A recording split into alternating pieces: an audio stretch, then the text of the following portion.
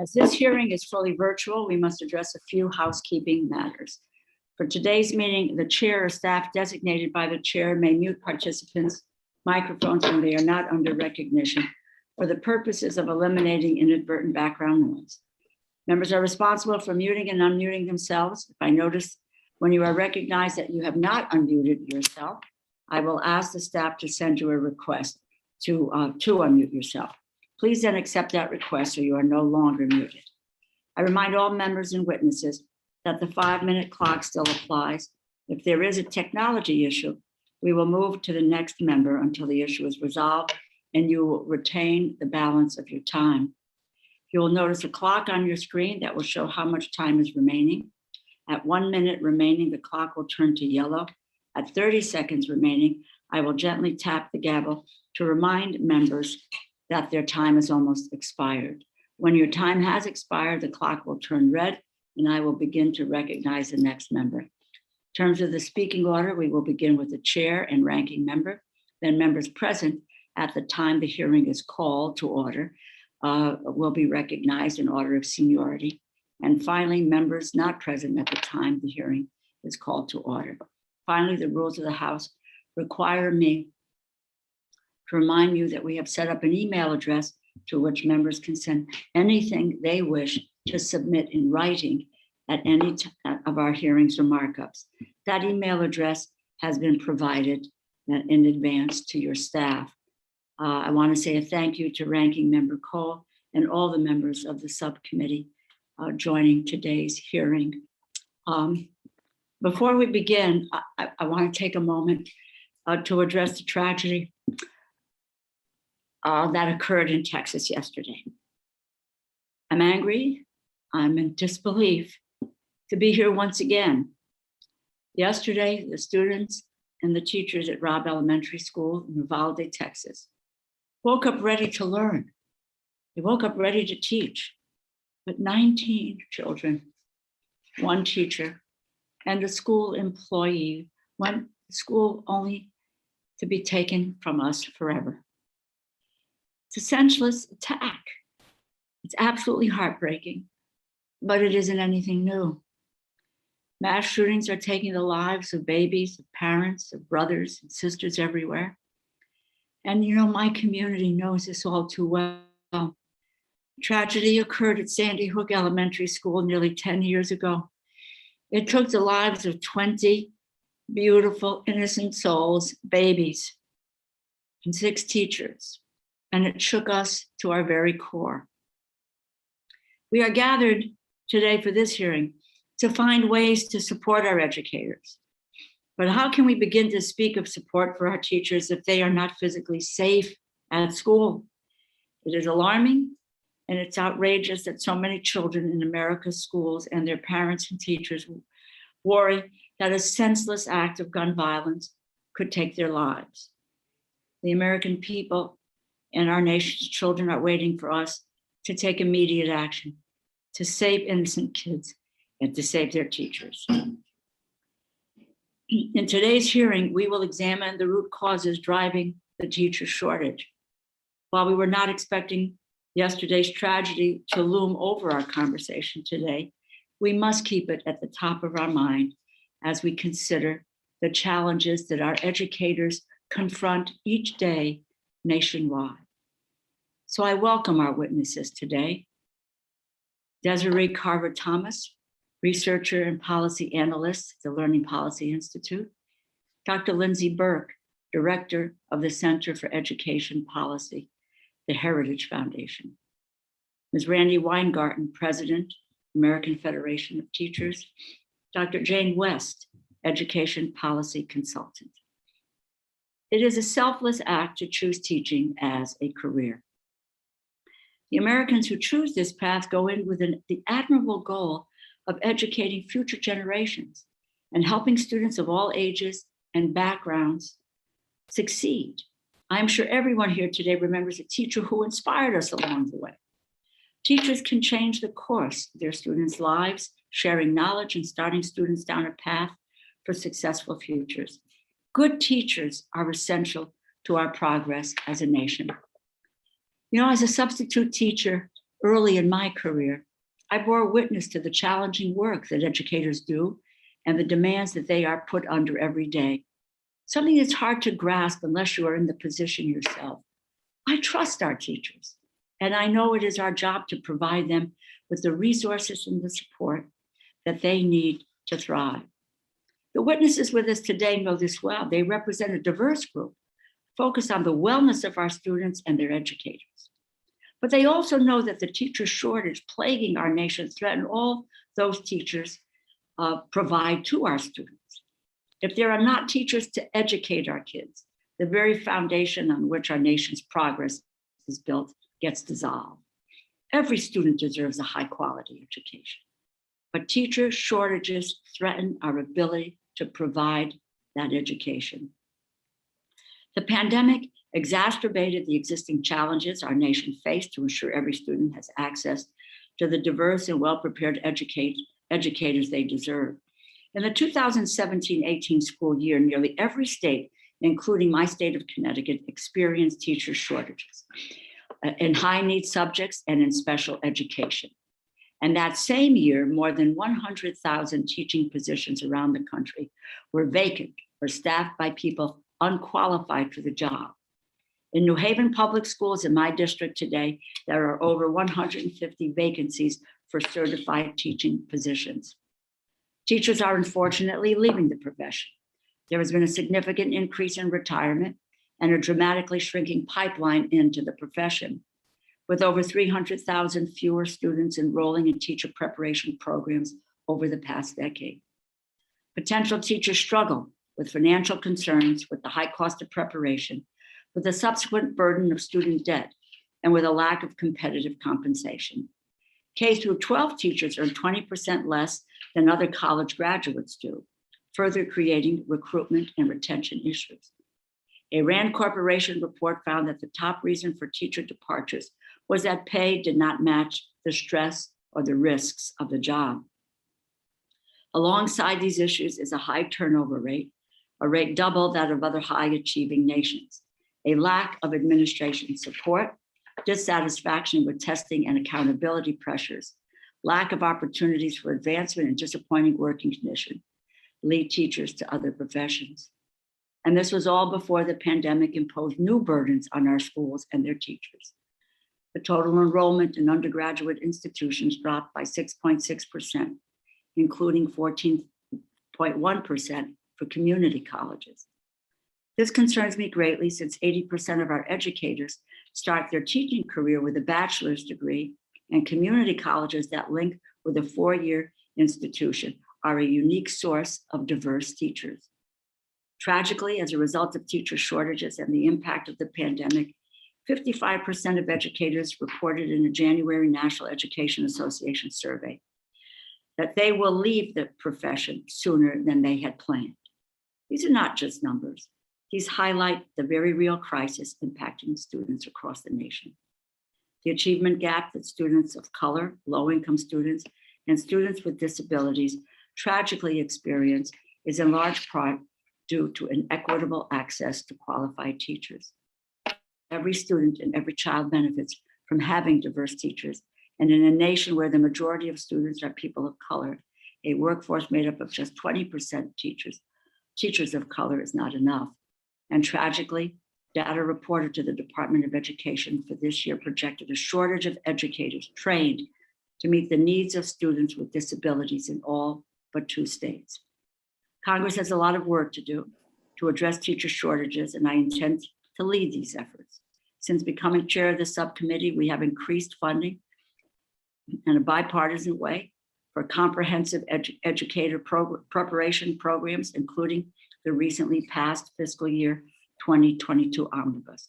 We included $59 million for Teacher Quality Partnership Grant Program to fund educator residences and other high retention pathways, $95 million for the IDEA Personnel Preparation Program to prepare special educators and the higher education faculty and researchers who support their training, $8 million in first-time funding for Hawkins Centers of Excellence. We are supporting educator training at HBCUs and in MSIs, And we provided $2.2 billion in Title II, a critical source of funding for the preparation and professional development of teachers. There is more we must be doing. Our witnesses lay out solutions to many of the problems we face. I share their view that proactive investments in pipeline and preparation programs will help us reduce shortages in the years to come. As we build this subcommittee's fiscal year 2023 funding bill, we must consider the funding and policies necessary to help increase recruitment and retention, improve working conditions, and support teacher advancement. Our first Secretary of Education and the woman who made the department and federal support for our teachers into what it is today, Shirley Hufstetler, said, and I quote, to the teacher, America entrusts her most precious resource, her children, and asks that they be prepared to face the rigors of individual participation in a democratic society. As we all know, we are experiencing emergency level teacher shortages. From our witnesses, I look forward to learning how this committee and the federal government can continue to address this crisis and ensure that every student has access to a well-prepared, well-paid, diverse, stable, and supportive teacher. In our country, teaching has always been one of our most highly revered professions, and we must do everything that we can to keep it that way. After all, we do entrust our teachers with our most precious resources and ultimately the future of our democracy. And now let me turn to our ranking member, Mr. Cole, for his opening remarks. Thank you very much, Madam Chair. Obviously, this is a difficult morning for all of us, and I want to associate myself with your opening remarks. I can't imagine what our friends and neighbors are dealing with in Uvalde, Texas this morning, what each one of those families are going through, what everybody in that school is experiencing. Obviously, you're most sympathetic to those who lost loved ones, but the trauma of an event like that for every child that was there, for every teacher that was there, for every parent who hopefully his child made it through, but went through hours of wondering. I can't imagine it. And so I want to express my deepest sympathy and just prayers and thoughts and sadness at this enormous event. Yesterday, I actually had the opportunity, it always touches you, but when you have a hearing like the one we're having this morning, I had the great privilege of having our Teacher of the Year in Oklahoma in my office yesterday. She actually teaches in the Norman School District where I'm broadcasting from. Jessica Eschbach, terrific young person, went into teaching almost by accident, began a career in accounting, or started that way, and thought that really wasn't for her. She was going to be a teacher. Ended up moving to Oklahoma and getting her degrees here, and has been just a star. And I think about somebody like that having to deal with what her colleagues in Uvalde are dealing with, or my own son, who's a public school teacher as well in my home system and more. And my hearts go out to everyone involved.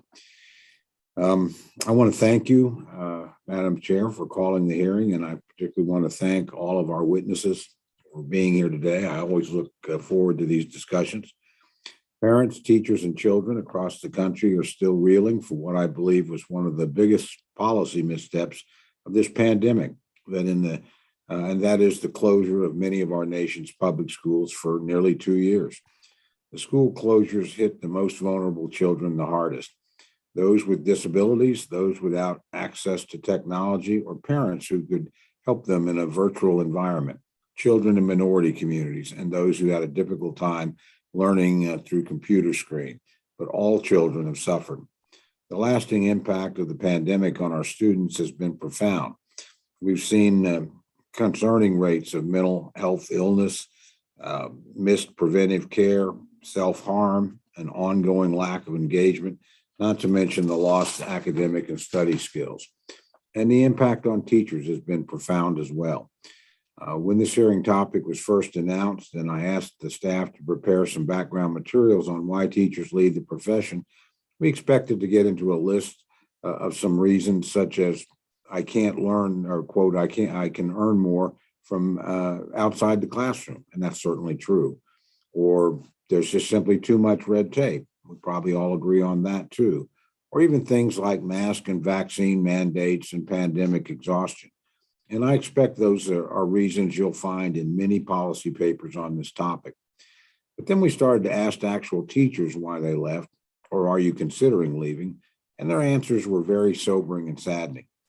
Almost uniformly, teachers from different parts of the country who left or who were thinking of leaving teaching gave some of the same reasons. Quote, a lack of respect from parents, unquote. Quote, lack of respect from students, unquote. Pressure to keep passing students who haven't mastered the material on to the next grade level. Or quote, students don't come to class and there's no consequence. Administrators don't understand the stresses teachers are under and just keep adding more to our plates. This sense that many teachers feel undervalued, unappreciated, and not understood or respected to the point of choosing to leave their jobs is deeply troubling to me. Teaching should be one of the most valued, most appreciated, and most respected professions in the country. As teachers are laying the foundation not only to train all future professions, but also to foster that common bond of civility, understanding, and patriotism that will sustain us as a nation in the next generation. There's no single program we can create at the federal level to change this. This requires a shift in our culture. I don't have the answers today, but I do think we need to confront and talk about this very real problem. And I want to thank our witnesses again for all they've done professionally over the course of their career, for focusing on this problem, and for coming before us today and sharing their time and their expertise. Madam Chair, I want to thank you again for holding the hearing, and I yield back the balance of my time. I thank the gentleman from Oklahoma, and with that, I'm delighted to introduce our witnesses for their testimony. Our first witness today is Desiree Carver Thomas. And Ms. Thomas, your full written testimony will be included in the record. You are now recognized for 5 minutes for your opening statement. Thank you, Chair DeLauro, Ranking Member Cole, and members of the subcommittee. Thank you for the invitation to participate in this hearing. I'm Desiree Carver Thomas, and I'm a researcher and policy analyst at Learning Policy Institute. We've been deeply engaged in synthesizing the research on teacher diversity. The large body of evidence demonstrates that teachers of color provide cultural knowledge and role modeling that enrich the whole school community, with particularly strong benefits for Black students taught by Black teachers. One analysis found that Black elementary students with Black teachers had higher reading and math test scores than students without Black teachers. Another showed that Black students assigned to a class with a Black teacher at least once in grades 3 to 5 were less likely to drop out of high school and more likely to aspire to go to college. In other words, the benefits of having a Black teacher for even 1 year in elementary school can persist over several years. Other studies show declines in suspensions, expulsions, and chronic absenteeism, and high rates of feeling cared for and academically challenged. And many of these studies suggest that other students, including white students, experience similar benefits. The share of teachers of color has increased from 12% of teachers 30 years ago to 21% in 2017. Still, that share is low compared to the 40% of people of color in the nation. Further, high turnover rates offset successful recruitment of teachers of color in recent years. In addition, student loan debt impacts teacher diversity. Research shows college students of color are more likely than white students to say that they changed their career paths because of their loans. Student loan debt is also much greater for Black students than for white students, with a widening gap over time. Given loan debt issues, college students of color are more likely to or less likely to enroll in teacher preparation programs than are white college students, and more likely to enter through alternative certification pathways. These teachers tend to complete less pre-service coursework in student teaching, if any, and teachers who do not get comprehensive pre-service preparation leave at 2 to 3 times the rates of those who do. Nearly half of newly hired Black teachers enter through alternative certification pathways, compared to just 22% of other first-year teachers. Challenging teaching conditions can lead to higher turnover. Teachers of color are most likely to teach in schools serving a majority of students of color, schools that often contend with a lack of resources and support. In addition, some teachers report facing discrimination and stereotyping. Effective school leaders can influence these teaching conditions. Poor school leadership, however, more than doubles the likelihood that teachers will turn over. Congress can support diversity and high quality preparation through the appropriations process and other legislative vehicles, including the $9 billion roadmap for the workforce and the American Families Plan. And while federal recovery funds are and can be used to support a diverse and well-prepared workforce, sustained federal investments are needed. All of the existing programs I'll discuss were created or updated on a bipartisan basis. First, underwriting the cost of teacher preparation can encourage more students of color to pursue teaching and to do so through a high-quality program that promotes greater teacher retention. Service scholarships and loan forgiveness programs cover or reimburse a portion of preparation costs in exchange for a commitment to teach in a high-need school or subject area. These programs are most effective at recruiting teachers when they underwrite a significant portion of costs. Teacher residencies are district university partnerships. Residents apprentice with effective mentor teachers for a year in a high-need school and subject while completing related coursework. Residents receive financial support and commit to teach at least 3 years in their district with ongoing mentoring. Nationally, about half of residents are people of color, and residents tend to have higher retention rates than other teachers. Congress could update federal service scholarship and loan forgiveness programs, which have not been substantially updated by Congress since George W. Bush was president. Since 2008, student loan debt has grown by over $1 trillion. Congress can increase the Teach Grant Award to $8,000 and can change the teacher loan forgiveness and public service loan forgiveness programs to have the federal government make teachers monthly loan payments until they meet the service requirement and retire the debts. Congress could also expand investments in high retention pathways into teaching, the Teacher Quality Partnership Program, IDEA, Hawkins Center of Excellence Program, and Supporting Effective Instruction Program fund high retention pathways like residencies. Additionally, we do not have a program dedicated to making high need and advanced credentials more affordable. Next, mentoring and induction, including collaboration, coaching, can support beginning teachers of color. New teachers who do not receive induction supports are twice as likely to leave teaching as those who do, yet there's no federal funding dedicated to this purpose. Finally, robust federal funding for high retention pathways into leadership can develop strong school leaders who improve school conditions, which can help teachers of color teach for the long haul. In closing, research demonstrates there's an urgent need for a well-prepared and diverse educator workforce, and there's strong bipartisan role for Congress to play in this endeavor. Thank you for your focus on the issue, and I look forward to answering any questions members have. Thank you very, very much. And let me next introduce our witness, Dr. Lindsay Burke. Dr. Burke, your full testimony will be entered into the record, and you're now recognized for 5 minutes. And thank you for being here. Thank you. My name is Lindsay Burke. I'm the Mark A. Kolokotronis Fellow in Education and the Director of the Center for Education Policy at the Heritage Foundation. Thank you, Chair DeLauro and Ranking Member Cole, for the opportunity to testify today. We are brokenhearted about the events that transpired in Uvalde, Texas yesterday at Robb Elementary School, and our prayers are with the families. We're here today to talk about teachers, and 2 educators died protecting our students yesterday. And we know that's who our teachers are. In America, that's why we treasure and value our teachers, because that's who they are. Although there has been teacher turnover as a result of the COVID-19 pandemic, teacher vacancies have to be considered in the larger context of ongoing increases in school staff hires. Today, teachers comprise only half of education jobs. This is part of a longer-term trend that Dr. Benjamin Scafidi has been tracking for many years. Since 1950, public schools have added personnel at a rate nearly 4 times that of the rate of growth in student enrollment, while the increase in new teacher hires was nearly 2.5 times the increase in students. The number of non-teachers, that is administrative and other staff, increased more than 7 times that of student enrollment. So if school districts want to attract more high quality teachers to local classrooms, what policies should state legislatures, and school boards pursue? First, they should remove barriers to entry into the classroom. The teaching profession is constrained by policies that mandate aspiring teachers obtain paper credentials, often at substantial cost. However, research has demonstrated there is little, if any, connection between teacher certification and a teacher's impact on student academic achievement. The absence of a relationship between teacher certification and teacher effectiveness is most noticeable in the negligible difference in outcomes between traditionally certified, alternatively certified, and uncertified teachers.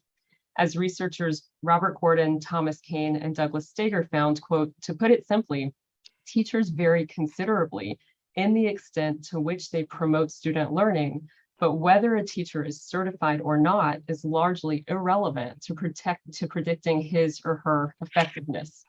So how can we ensure excellent teachers find their way to the classroom and are encouraged to stay? By making it easier to enter the profession, but rigorously evaluating teachers once they're there. Second, states and districts should tackle pension reform. States should move from defined benefit pension plans in which 85% of public school teachers are enrolled compared to just 15% of private sector workers to defined contribution retirement plans like 401ks popular in the private sector. Switching from defined benefit to defined contribution plans could provide retirement account portability across state lines for teachers, allow them to roll over account balances if they change jobs, and accumulate equal benefits even if they switch employers. Third, districts should eliminate last in, first out policies and reward excellence in the classroom. Too many schools continue to use seniority-based layoffs when staffing decisions have to be made. These last in, first out policies should be abandoned in favor of staffing decisions based on teacher effectiveness and competence, not years in the school building. Finally, states and school districts should end the non-teaching staff hiring spree. Total inflation-adjusted per pupil spending has increased 152% from 1970 to 2018. Teacher salaries increased just 7.3% over the same time period. If districts want to attract and retain high-quality teachers, they should refrain from continuing to increase the number of non-teaching staff in public schools and instead revamp teacher compensation systems to better reward those teachers who have a positive impact on student performance. Public school districts have the tools and considerable financial resources at their disposal to attract and retain quality teachers. But that outcome requires making different decisions than what school districts have made historically. They can begin by eliminating certification barriers, tackling pension reform, ending last in, first out policies, and curtailing the non-teaching staffing surge. I look forward to answering any questions. Thank you. Thank you very, very much. And let me just now recognize our next witness, Randy Weingarten, for your full testimony, which will be included in the record. You're recognized now for 5 minutes. Thank you, Chair DeLauro, and thank you, Ranking Member Cole. I'm Randy Weingarten. I'm the president of the American Federation of Teachers, and I am still a teacher on leave from my social studies position as a high school teacher at Clara Barton High School in Brooklyn, New York. We are all in mourning today. It's only in America that parents are not assured that their kids will be safe from gun violence at school. And while educators had a really important job yesterday, they are more important today than ever. And I'm here to talk about the staffing shortages facing America's public schools. I have been working on this issue for about 40 years or so, and about how to solve the crisis and how Congress can help. And, staffing shortages are not just a school problem, they're a national crisis. Every year, nearly 300,000 teachers leave the profession, 2/3 of them before retirement. Frankly, we have done many surveys, and the pensions are one of the things that keep teachers in teaching. Teacher turnover is almost double that of any other occupation of their peers, and schools that serve majorities of students of color and those students who live in poverty experience a higher teacher turnover rates, and COVID has made this worse. So I'm going to tick off 4 different things that I suggest that we do, but it all goes to the question, what would make you recommend a career in teaching to your own child or to your grandchild, particularly in public schools, and what can you do to help? Number 1, we can actually do much more in terms of recruitment and preparation of a high quality, diverse teaching force. Over 80% of teachers are now white and female, while students of color make up about 50% of the student population. Our ranks should reflect this diversity. And so the Grow Your Own programs, which educate and credential support staff to become certified teachers, are really good programs. And historically Black colleges and other minority serving institutions who prepare half of all teachers of color in this country, we can actually fund them more. Number two, retaining teachers is as important as recruiting teachers. And so I would urge us to give educators the time, the tools, the trust to teach well. That means reducing class size to have more individual attention, and that means increasing planning time, which is what the countries that compete with us do. And it also means enabling workload educators to create teams in terms of sharing workloads. The investment in community schools and mental health supports will keep more teachers. Full service community schools, wrapping around services of schools, will actually help kids and help teachers teach and identify problems that we see before we see these kind of awful situations that we saw last night. Let's actually try to deal with paperwork. Last week, New Mexico Governor Stephanie Lujan Grisham signed an executive order to reduce paperwork and administrative burdens on educators, enabling them to focus on students. This, as well as salaries, is the number one issues that teachers talk about as well. And as a result, if we actually try to start thinking about how to change the accountability systems, we can reduce paperwork. We need to make an accountability system that is aligned to what kids need to do, be able to do and know, as opposed to the paper pencil system we have now. Obviously, compensation is important. Teachers make 20% less than what they can earn in other similarly skilled professions. And we are a profession. Let's find ways to deal with that. And there's a whole bunch of federal programs that can help us do that. We can also do something in terms of public service loan forgiveness. As some of the other speakers have said, the public service loan forgiveness program can help us reduce teacher debt, and that can be changed in that way. The TEACH program can also do the same thing. And the last thing I would say is let's actually increase collective bargaining, pass the Public Service Freedom to Negotiate Act, give teachers the right to bargain, make them part of the solution. That's what we have done in places that are moving forward. That's what we should do everywhere. When teachers have voice and agency in their work, kids thrive. Thank you very much. Thank you. And let me now recognize Dr. Jane West. And again, your full testimony will be read into the record, and you're now recognized for 5 minutes. Thank you, Chair DeLauro. Thank you, Ranking Member Cole. Thank you, members of the committee. I'm pleased to be here to talk about the critical shortage of special educators facing our nation. In 1975, the Congress enacted the Individuals with Disabilities Education Act, IDEA, enabling students with disabilities to gain full access to education after decades of exclusion. For 47 years, the law has required a free, appropriate public education for every student with a disability, no matter how significant that disability.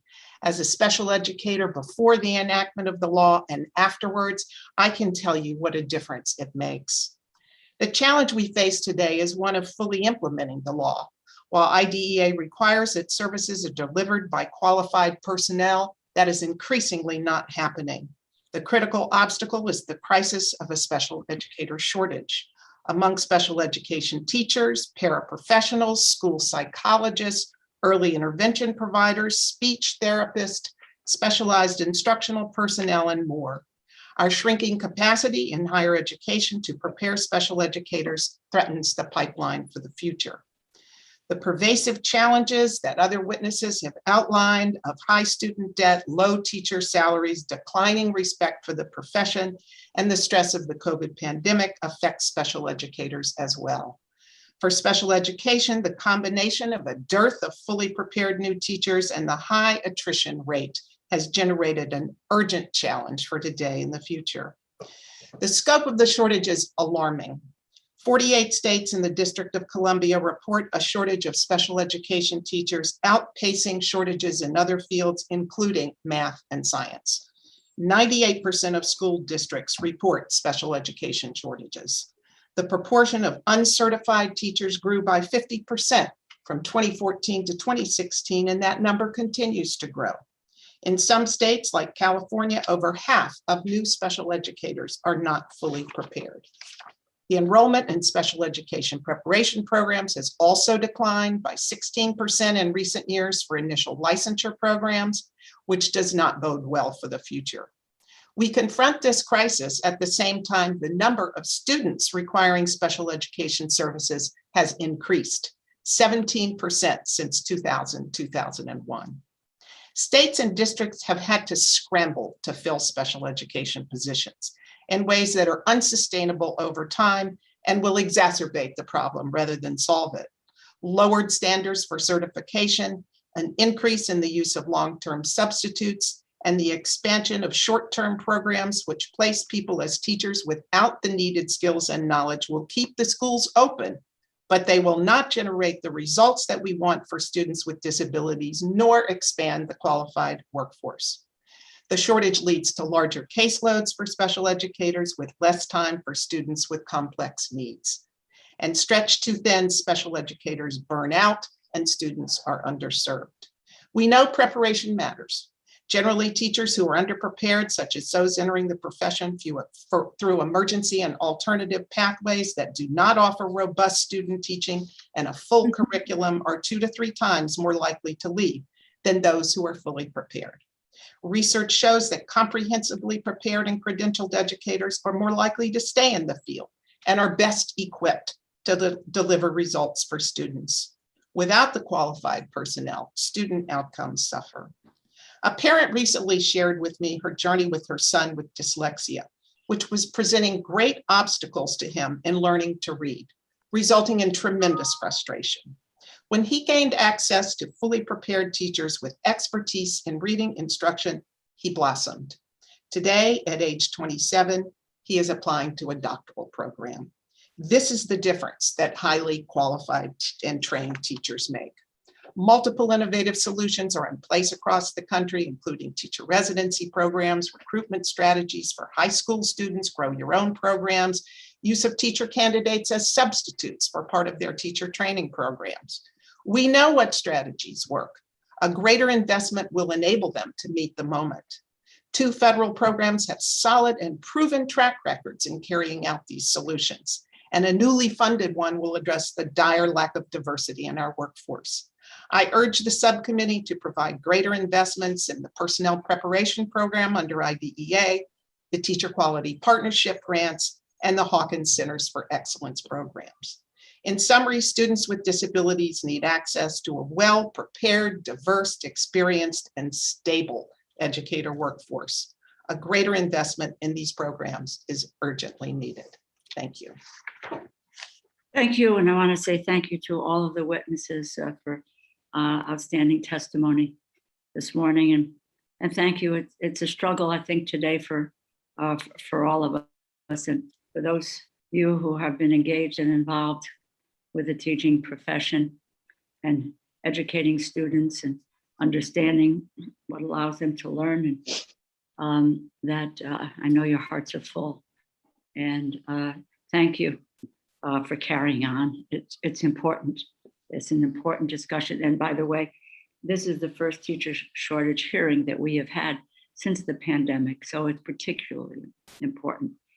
In addressing the teacher shortages, some states are lowering the qualifications of becoming a teacher. An example, Connecticut, State Board of Education voted to authorize emergency certification that allows individuals to fill teaching positions for subjects in which they are not certified, a practice that the state ended nearly 30 years ago. I have 2 questions here. Does Ms. Carver Thomas, what does the research say about the importance of having access to fully certified teachers? And Dr. West, what is the real life impact on students with disabilities and their families when students are faced with a person serving as a special educator who does not have the training or skills to teach them. Dr. West? No, Ms. Carver Thompson first. Thank you for the question, Chair DeLauro. The research is clear that teacher certification matters for our students and for our schools in several ways, and I can talk about a few of those, including student achievement, teacher shortages, which we're here to discuss, and financial costs. So when it comes to student achievement, there's research showing that there's an association between full certification and student outcomes. A study led by Learning Policy Institute researchers, our positive outlier study, looked at California districts and the relationship between teacher characteristics and student outcomes, and found that districts with more fully credentialed teachers had better student outcomes, particularly for Black and Latino students. And this was after controlling for a range of other school and teacher characteristics. When it comes to shortages, we know that when there aren't enough fully credentialed teachers to go around, districts and schools will turn to emergency credentialed teachers, teachers who are not fully prepared to teach their subject matter. And these are teachers who are more likely to leave that school or the profession entirely, creating a level of churn that creates instability in schools, disrupts the transfer of institutional knowledge, disrupts professional learning, disrupts student learning. And we know that that sort of churn disproportionately impacts students of color and students from low-income families who really bear the brunt of that kind of teacher demographics, where more under-credentialed teachers are serving those students. And then when it comes to financial costs, it costs money for districts to recruit, hire, support, train teachers who they bring into the classroom. And if those teachers are coming in and out, having to constantly be replaced, those costs walk out the door with those teachers, those investments do. And those are investments that could be put to better use for our students. Thank you. Dr. West, the impact on students with disabilities. Thank you. You know, Chair DeLauro, I'd like to start by reminding us who we're talking about. We're talking about students with autism. We're talking about students with intellectual disabilities. We're talking about students who are deaf, students who are blind. We're talking about students with learning disabilities. These are the students we're talking about. Imagine going into a classroom without the proper preparation and seeking to teach a nonverbal student with autism. These are significant skills that need to be acquired and developed during comprehensive and intense preparation. There simply is no way, no substitute for developing that skill set. I was talking to a parent yesterday who has a 6-year-old with Down syndrome, and she was sharing with me that he has developed sort of wandering away behaviors, which is not uncommon in students with Down syndrome. And the strategies that one might commonly use, such as being very firm and, you know, come back here, don't do that, particularly if it's a situation at home or something, reinforces behavior. And research shows us there are other ways to manage this behavior that will not reinforce it. And if you aren't aware of that, the behavior escalates. And that's just one example. I also want to point out that many students with disabilities, most students with disabilities, are in general ed classrooms most of the time. So that partnership between special educators with that unique skill set and the content knowledge of general educators is critical to the delivery of strong academic services and social emotional support to all students. So special educators also have a great investment in fully prepared, fully credentialed educators in other fields. Thank you. Thank you. Just a note, I mentioned in my opening comments that early on in my career, I finished graduate school and looking for a job. And one of the things I decided to do while I was looking was to make myself available to be a substitute teacher. Okay, I graduated with a BA, an MA, and not in teaching, profession. And I would tell you that I was called as a substitute teacher just about every single day. And I was not, so, you're in essence, you're trying, but you're really trying to manage the classroom and keep it together and not have that. But we do have substitute teachers who are in all time, and without the training, there is a loss, especially if a teacher is ill and out for length of time. My one comment on the special ed, I went to a special ed class one day, and the teacher is well qualified, left the lesson, and it was around the holidays, and that was to make decorations, Christmas decorations from macaroni. Well, I'm not trained as a special ed teacher. I don't know the balance between discipline and compassion in that sense. My instincts were all on the compassion side. Whatever these children were going to do, they were going to do. I will just tell you that by noontime, we were almost knee deep in macaroni in this classroom. It's humorous, but nevertheless, I don't have the skills to be there. And you need to have trained people. Your view of using trained people to be substitute teachers. So with that, I've gone over my time, and I yield to our ranking member, Mr. Cole. Well, thank you, Madam Chair. You're pretty good at keeping order among the unruly students on this committee. So I think your earlier training did well. Let me start with you, Dr. Burke. And this is a question, but any of you I would invite to answer. We know we obviously have shortage overall, but we have acute shortages in specific areas. Special ed obviously has been mentioned. Math and science usually also reach that. And yet in most school systems, pay is pretty uniform. It's based on seniority and credentials overall. Is there merit in doing what they do at the college level, which is, as a guy that was a history professor in college, I can tell you I didn't make what anybody in the engineering department made or anybody at the business school made. And I don't begrudge them that. I don't mean that critically of anybody. It was just my skill was more common, more available than the others. So would it be worthwhile having pay differentials in specific shortage areas to try and attract more people and retain them for longer?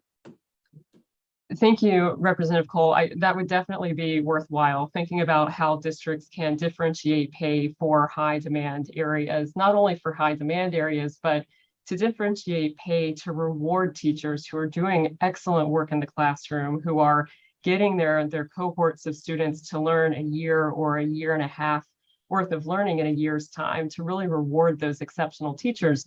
But schools have largely made a decision to take existing resources, which, as I mentioned earlier, have increased significantly over the past half century, and to use those taxpayer resources to fund and hire non-teaching staff instead of putting that into something like differentiated teacher salaries.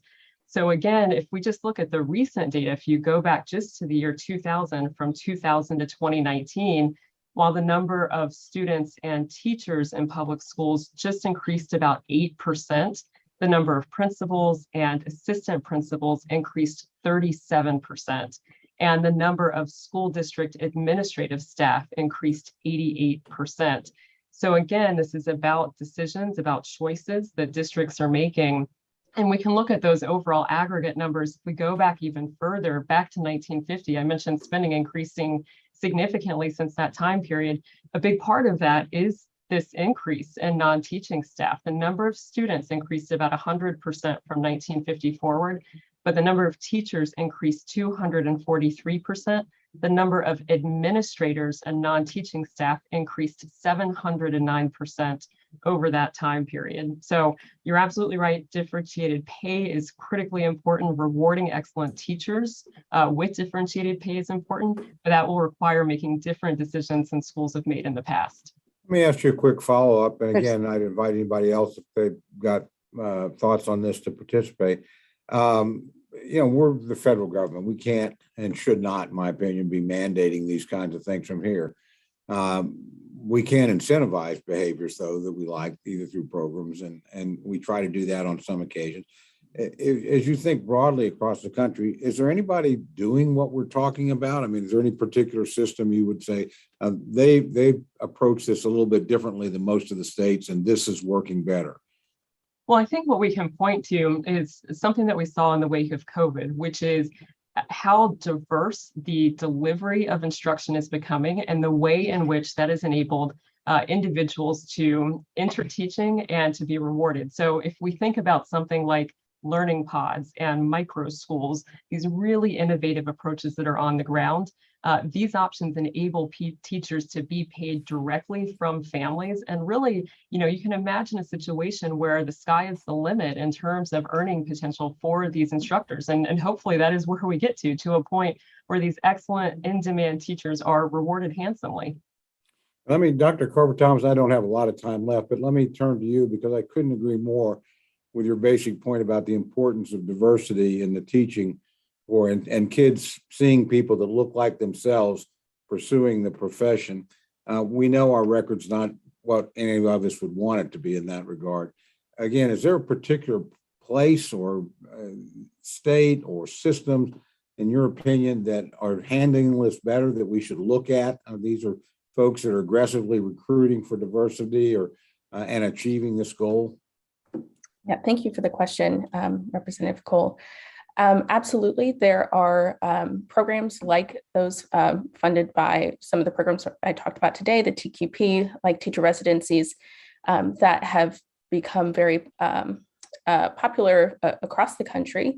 And there are states like California that are investing, making considerable investments in teacher residency programs. And we know that these programs tend to have much higher levels of diversity than the teacher workforce at large. And that's largely because it's comprehensive preparation, but residents also receive a stipend during their residency year. They receive ongoing mentoring support.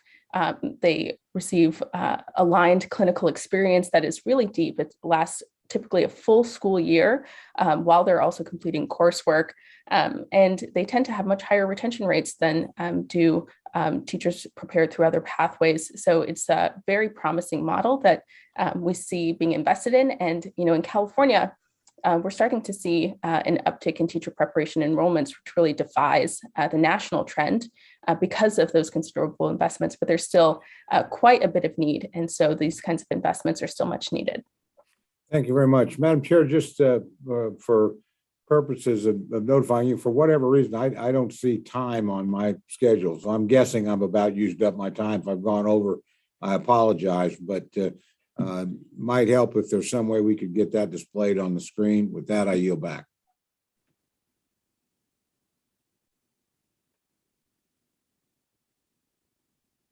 I think you're muted, Madam Chair.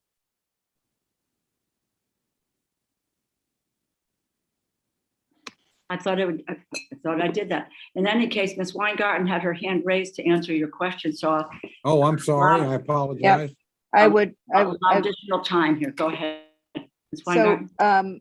So, Congressman Cole, I think that there are ways in which we can do, and there have been various different collective bargaining agreements that have differentiated pay for shortage areas for special needs, like Dr. West was talking about. We've done that a lot. The programs that paid for performance did not work. In fact, they actually hurt. You're seeing a slow walk away from all the race to the top, pay for performance, because what was happening is that people actually left the high need schools where you actually need to have kids. You need to have the best and most well-prepared teachers. So the pay for shortage areas is a really good idea. And we have done that in a bunch of different contracts. But the bottom line is you actually have to have decent pay as the basis of it. People have to rely year after year on being able to feed their families and being able to rely on that kind of income. And that's important as well. And then you can do various different differentials. And the last thing I would say is, I agree with Dr. Burke that there have been too many non-classroom positions that have been created, but a lot of that is because of paperwork and the federal accountability systems in terms of, and that's part of the reason why we are seeking to actually change the accountability systems to really focus on what kids need to know and be able to do and make sure that the data is there. But what's happened is that there is a search for data, and there's more and more time that is focused on data collection as opposed to on teaching. And that's why it's one of the number one issues that current teachers have in terms of saying, let me teach, give me the time, tools, and trust so that I can actually meet the needs of my kids. Yeah, I'm shocked the federal government would generate paperwork. Thank you, Madam Chair. You're back. Thank you. Mr. Pocan. Thank you very much, Madam Chair, and thanks for having this hearing. I know I brought it up, about 3 weeks ago, maybe, if even that, and this is very quick coming together of the hearing. So thank you for having this, and thank you to all the witnesses. All of you provided very concrete examples of suggestions what we should do. Ms. Weingarten, a number of years rung the most true, at least in my state, in Wisconsin. In Wisconsin, we had in 2010, when Scott Walker was governor, he did an attack on public employee unions, and in doing that, an attack on public employees. And the outcome of that, within a year or two, the UW-Madison School of Education, one of the best in the country for a public university, had a drop to about 40% of the applications going to the school that they had prior to that. There really was a respect issue for the profession that we saw directly out of what happened. Right now in Wisconsin, the starting teacher salary that I could look up, so this might be a couple years old, was $26,535, which is in the lowest 25th percentile. Right now, I have fast food restaurants advertising $17 to $20 an hour. If you're equating teaching with a fast food job, certainly you're not going to have a lot of people perhaps looking at that as a career path. My own sister-in-law taught for over a decade and quit teaching because of the disrespect that's now happened. And she taught in a couple different states through the laws in Wisconsin. So the disrespect for the profession, I think that we saw the pay issues, and then throw it on top all the challenges of COVID and everything else. It's had a real impact in a place like Wisconsin. In fact, Madison School District used to be an unattainable school district for many first-time teachers. Now they're getting 2 or 3 applications for some positions. That's it. There's a significant change, at least in my state, that I can look at. A lot of it resonates to what you said specifically. What can we do around that issue, giving teachers respect again for the profession within the districts, and the respect of a salary that's not in the bottom 25th percentile? So there's 2 things that, as a school teacher, I mean, number one, one of the first things, that's why I said to all of you, because there's a lot of common sense that's involved here, and a lot of the research about what actually happens in schools, you cannot control for every single factor that happens in schools.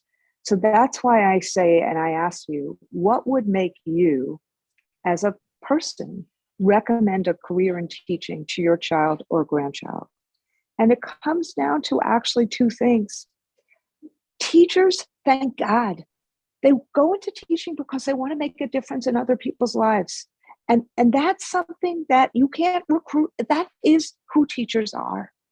But what we can do is we can make their lives such that they don't walk into school with a pit in their stomach or a pit in their throat, that they can actually have freedom and latitude to meet the needs of their kids when they see those needs. You can call that trust, you can call that tools, you can call that time, you can call that respect, but it comes down to, we're not automatons. We have to actually have some latitude to teach, and some kind of benefit of a sense that what we're doing is right, and have that. That's number one. Number 2 is the preparation, the support.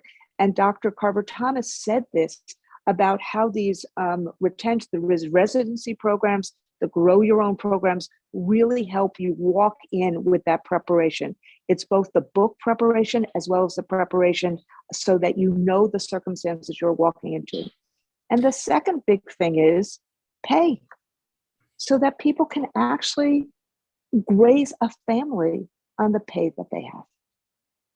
So in this appropriations process, I think there are some very specific suggestions from Dr. Carver Thomas that we could do immediately, and I appreciate that.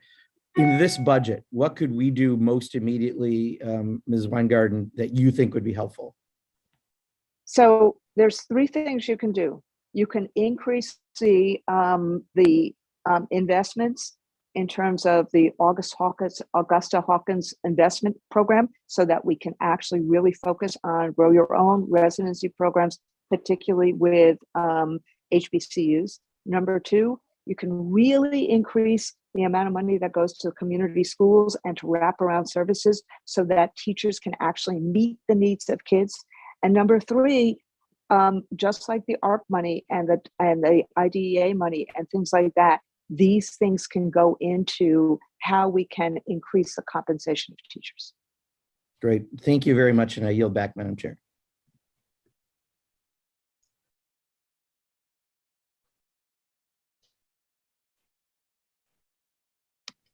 Okay, I think that's where we are. Yes, Dr. Harris. Thank you very much. Thank you very much, Madam Chair. Thanks to everyone who's appearing today. I don't know what's going on in Wisconsin, but in Baltimore County, the starting salary is $49,900. So it's probably a local issue, and certainly the federal government shouldn't be involved in that. That should all be negotiated at the local level. Anyway, I just have a question for Ms. Weingarten. Do you think that teachers should be able to strike?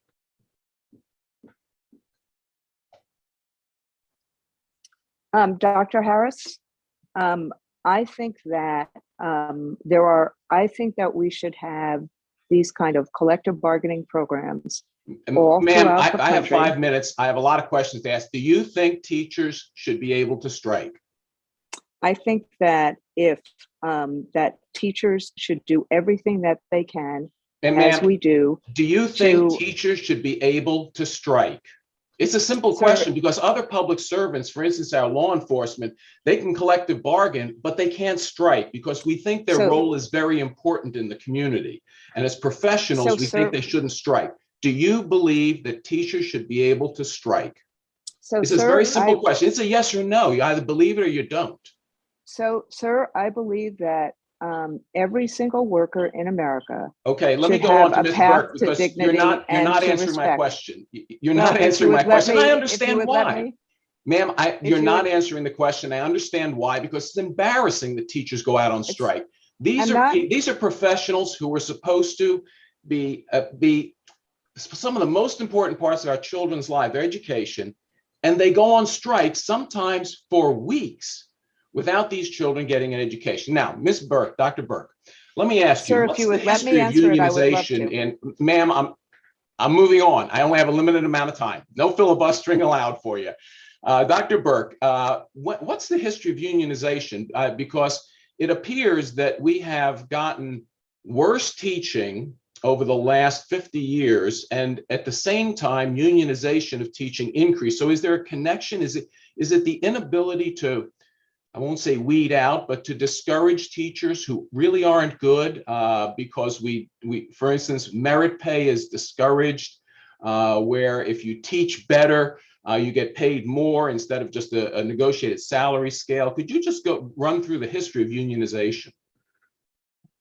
Sure. So unionization, it's been with the teaching profession for a long time, born out in part in the early 20th century as an effort at teacher professionalization. However, to your point, that has really morphed into something entirely different. We see capture of institutions like colleges of education, which, if we want to talk about ways to reward effective teachers and lower their cost of entering the teaching profession, union-supported policies like rewarding teachers for getting a master's degree forces teachers to go into colleges of education and take on more debt than they otherwise would have, while we know at the same time that has no impact on their ability to be an effective teacher or increase student outcomes.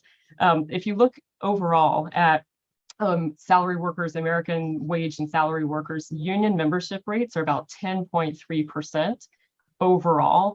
However, among public school teachers, that rate soars to 70%. It is the highest unionization rate of any employment sector. And so that means millions of members are paying tax-exempt dues revenue to the National Education Association, the American Federation of Teachers annually. And that matters for this conversation because, generally speaking, unions end up opposing many of the reforms that actually hold promise for attracting qualified teachers. The reforms that I mentioned earlier, removing certification barriers to entry, addressing unfunded pension liabilities, providing merit pay for exceptional teachers, et cetera. So, and I would add, and I think many would agree, that many of these union policies really exacerbated teacher frustration during the pandemic by forcing schools for nearly 2 years to remain closed and forcing educators to engage in emergency remote instruction. And so many of these policies that have really plagued public education for over a century now are rooted in policies that are supported by special interest groups. Sure. And just on the pension reform, is this an impediment, the lack of pension reform, an impediment to mobility of teachers between districts? Not necessarily between districts, but it is between states, impediment to their mobility to move state to state, or to consider if they want to exit the profession and find other employment to do that. And that could weigh on your mind ahead of time if you're considering entering the teaching profession, not having that flexibility. Thank you very much. I yield back. Ms. Clark. Thank you, Madam Chairwoman, and thank you to all the witnesses for being here today. I just want to echo the comments of some of my colleagues about just how horrifying it is to watch what happened and to underscore that we are not powerless to act. And we haven't been powerless, but we have failed our students, we have failed our teachers by not acting to reduce gun violence in this country. School massacres are not freedom. Shooting children and their teachers in their classrooms is not some extension of a constitutional right. We have to do better, and we will. I want to talk to you about another issue that is facing our country and will not allow us to recover and address this teacher shortage issue fully if we don't tackle the lack of childcare. And when we look at early educators, the median hourly wage in this country is $12.24, not enough to raise a family on. And 1/3 of Head Start positions are unfilled, citing compensation as the #1 reason why they are not taking those jobs. So my question for Ms. Weingarten, and it is good to see you, is can you speak to why a reliable childcare system and the availability of childcare benefits is an important tool for teacher recruitment and retention, and how, as we are working to raise compensation and benefits for teachers, we can also focus on early educators and why that is so important. So thank you, Representative Clark. I just also want to say, I grew up in a system with the Taylor Law where we did not have the right to strike. The right to strike should only be a last resort. It should never be a first resort. It should only be a last resort. And that's what most teachers do. And I just wanted to make it clear that, what I would have said to that answer. In terms of childcare, one of the things that all of you were working on in the child tax credit, childcare, is how do we actually, in America, reduce the costs for families so that people can actually do the kind of work, deal with the kind of things that they want to do. Unfortunately in America, if you're wealthy enough, childcare is not an issue. If you're not, childcare is a huge issue. And so that's an issue with when you have jobs that are anything, outside of being an investment banker or a, equity manager or things like that. So incoming jobs for a teacher, whether it's 60, the 50 to 60,000 that you see in Baltimore, or it's the, substandard wages in early childhood. If you don't have childcare, how is someone going to be able to do that? And so it is how you drive down these costs. In Europe, in Western Europe, there's a package of things that happen for workers so that they don't have to think about paying for that way. They don't have to think about healthcare. They don't have to think about childcare. They don't have to think about retirement security. They just live on those kind of wages. So cutting costs, whether it be student debt costs or whether it be childcare costs, are hugely important.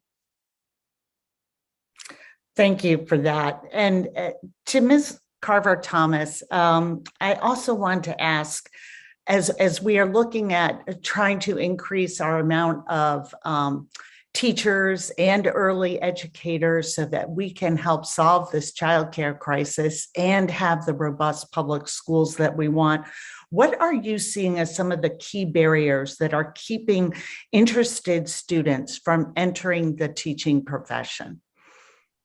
Thank you. I would say that one of the key barriers is affordability of comprehensive preparation. We know that student debt has increased in the past several years, and yet our programs that are designed to help college students afford those costs, like the Teach Grant, have not been substantially updated by Congress since 2008.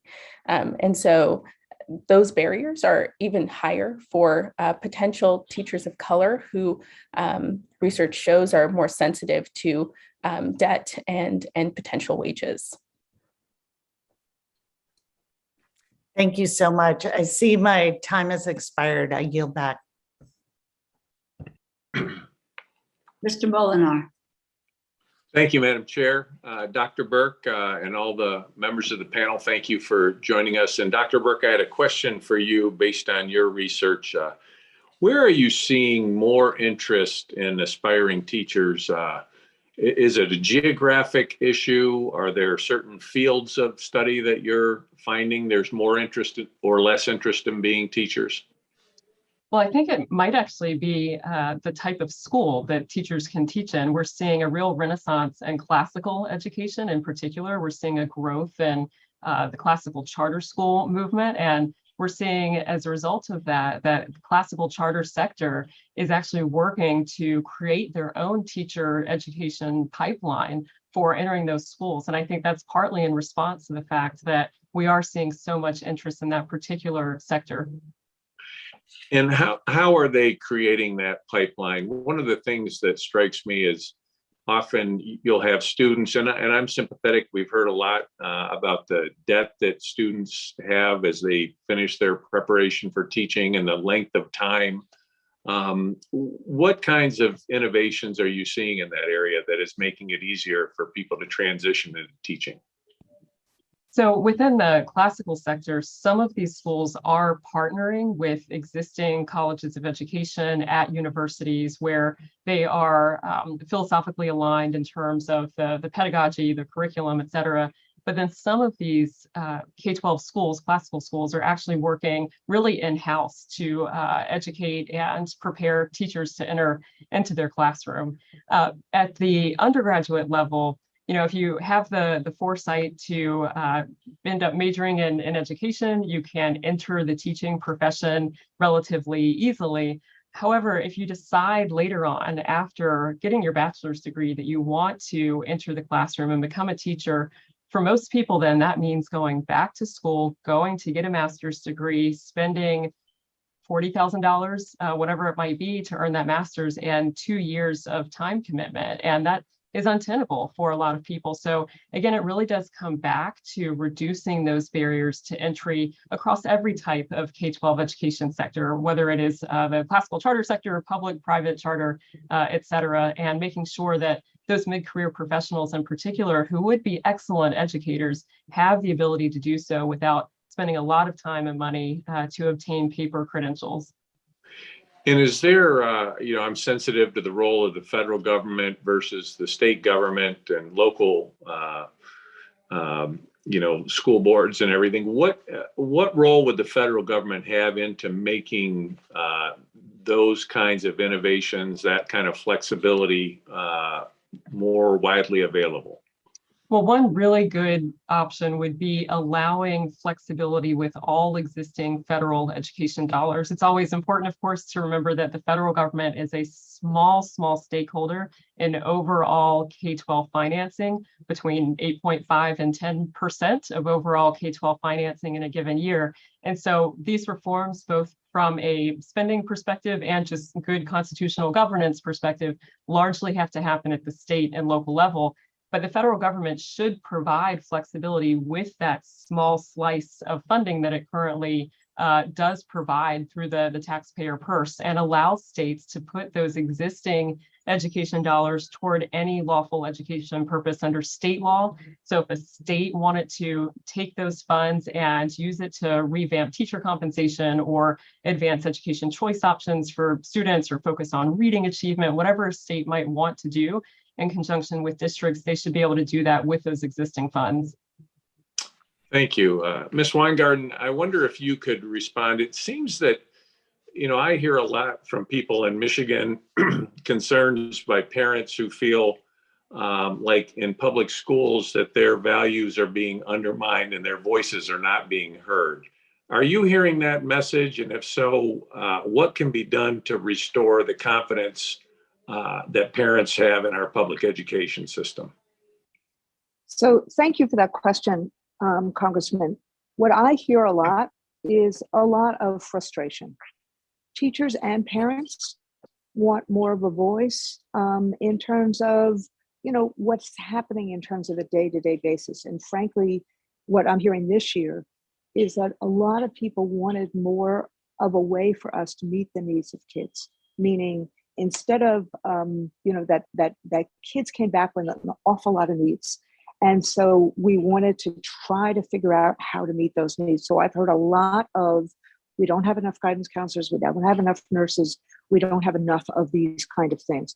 But what we're also seeing, and this is part of the reason why the AFT is pushing our Reading Opens the World program, is that we really need to get back to the basics of focusing on reading, focusing on the kind of community schoolwork that Chair Delora has really championed, and focused on how we create the pathways to jobs into colleges. Thank you. And Madam Chair, I see I've extended my stay here, so I yield back. That's okay. The discussions are good. And with that, Ms. Bustos. Thank you, Madam Chair. Quickly, before I get to my questions, I do want to briefly echo the sentiments that many of my colleagues have shared about the horrible shooting at the school in Texas. And, obviously all of our hearts are broken. Those of us, who are moms or grandmas or dads and grandpas, there's really nothing worse than learning about these terrible incidents that we've got to do something about. That is my call to action to everybody. We've got to do something legislatively and play our role in helping to get our nation in a better place. Lots of ideas out there, but we need to take that up as well. Thank you, Chair DeLauro. Thank you to our ranking member Cole as well for holding this hearing. I know on a very personal level how important the topic of teacher shortage is. We've done a series of these rural economic roundtables across the 14 counties that I serve in this congressional district in Northwestern Illinois. And at a recent one, at every single one of them, I kid you not, on every single one of them, we heard about teacher shortages. And, obviously, when we've got something that is so important, this foundational profession of teaching, and that we're having trouble attracting and keeping educators across the country. That's why this hearing is so important. In the state of Illinois, we have about 4,100 unfilled teaching positions, paraprofessionals, other staff. So 4,100. And, so obviously we've got, there are a lot of factors that lead into that, but when you get down to it, and Randy Weingarten, I know you know this probably as well as anybody, if not better than anybody on this Zoom. You know that we're asking a heck of a lot of our teachers and our staff while paying them too little. So we've got a bill that creates incentives for teachers to stay in the profession. One of them that I'm part of is called the Retaining Educators Takes Added Investment Now Act. We call it the Retain Act. That would give fully refundable tax credits for teachers in Title I schools. So the credits would start at $5,800 and ramp up to $11,600 to help retain staff. So Ms. Weingarten, can you talk a little bit about why incentives like those under the Retain Act are really important and maybe even essential if we're going to bring teachers into the workforce and really incentivize them to stay in the workforce? So thank you, Congresswoman. Look, any of the kind of incentives. So let me just say, we are working on, we have a shortage task force that will present its findings, and we'll do a big focus on this as part of our convention in July. Some of what I talked about today is some of what we're bringing forward. But what you just focused on is so important, because what happens is if you have teachers are better their third year than they are their first year. Dr. Burke, I started as a lawyer before I was a teacher. I was one of those alternatively credentialed teachers. I wish I had a residency program. I was not a good teacher in my judgment my first year. I needed the support that I got from other people. And so by my third year, my fourth year, I was a much better teacher. Those retention bonuses, when people are deciding, are they going to stay in teaching or not? Teaching is a high attrition field. That kind of retention bonus is really important. That kind of retention bump is really important, because then we can keep people in the profession and they can raise a family and live in communities and teach. So that kind of work that you're doing, Congresswoman, is really important in terms of giving us the funding to be able to retain people in their third, fourth, fifth, sixth, seventh, eighth, ninth, 10th year. So if we can kind of keep along these lines in my questioning, of the 14 counties that I mentioned, 11 of the 14 are very, very rural. In fact, 85% of the towns in the congressional district that I represent have 5,000 residents or fewer in the towns, and 60% or 1,000 people or fewer. And so we're seeing these shortages in rural areas in a really big way. Wondering if you have any thoughts about, are there different ways that we should tackle this problem in rural areas versus more urban settings? Yes, there are, and we're starting to think about that. Look, you and I have had the conversation around what we did in Peoria and having that kind of housing a career tech ed facility that ended up being used for several rural counties and rural areas. You have to deal with the transportation issues and things like that, but you can then figure out how to cluster magnets together so that we have the expertise of a physics teacher or of a teacher of calculus. We've been doing that, frankly, in McDowell County, West Virginia, where we, with Gail Manchin, have been running a private-public partnership adjacent to the school district about how we make sure that we have expertise so that rural areas do not have this kind of deficit. We need to get great teachers who are deeply knowledgeable about these things.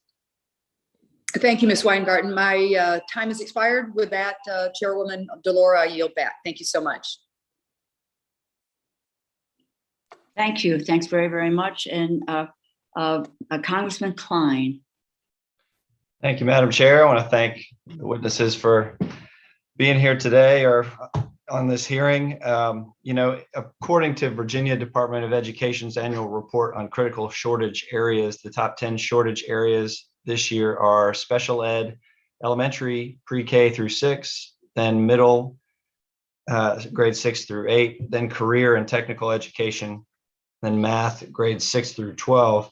It's our priority to ensure that students get a good education, and that stems from good teachers. We need to address the issue head on and find a way to help our states to get students back on track after the closure of schools for almost 2 years. Virginia had an especially aggressive shutdown under our Democrat-led governor and General Assembly. And Virginia schools are struggling as a result, according to a new report presented to our current governor. The data demonstrates lower student achievement in reading and math, wider achievement gaps, reduced transparency, and eroding parent confidence in the Commonwealth's public schools.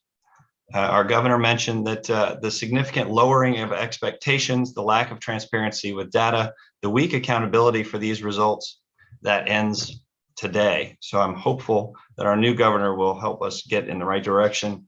Let me ask Dr. Burke, how would you define a teacher shortage?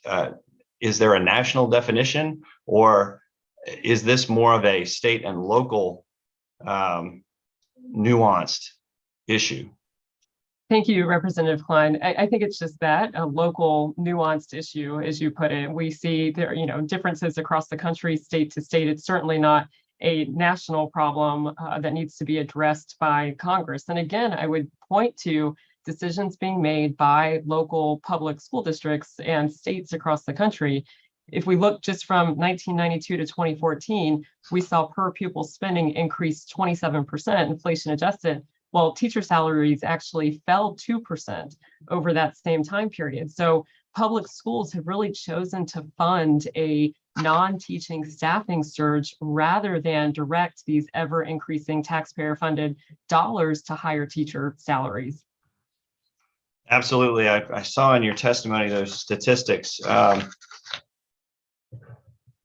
Inflation adjusted per pupil spending from 1992 to 2014 increased by 27%, but teacher salaries fell by 2% because public schools chose to fund a non-teaching staffing surge rather than direct ever increasing taxpayer funded spending to higher teacher salaries. And that's just and I'm sure that problem is worse in some states as opposed to others. Some states are probably doing better. It just goes to show why we should encourage states to address the problem as needed, as opposed to impose a one-size-fits-all requirement. Can you talk about how the COVID-19 mandates contributed to the loss of teachers? Sure. And Representative Klein, you protect them and encourage them. So I think unions are vitally important to the education of our children. And I'm glad that the NEA and the AFT and every other union is standing up for them. Thank you, Madam Chair. I yield back.